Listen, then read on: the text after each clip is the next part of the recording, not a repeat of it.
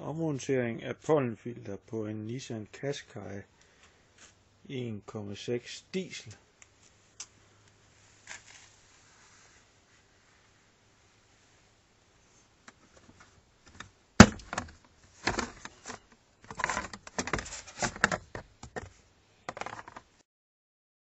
Ja, og jeg skal så have det der pollenfilterdæksel af.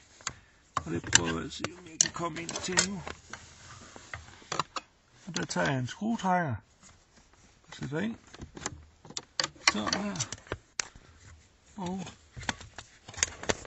så trækker jeg det ud. Den øverste del af. Sådan. Det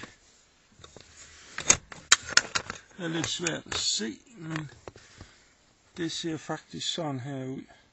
Der sidder en lille holder hernede i bunden, og der sidder en stifter oppe i toppen til at sætte af. Og filteret, det sidder herinde. Og det trækker man så ud på en filter. Nu vil jeg ikke gøre det, fordi det er lige blevet skiftet. Men der sidder det inde. Så sådan er det.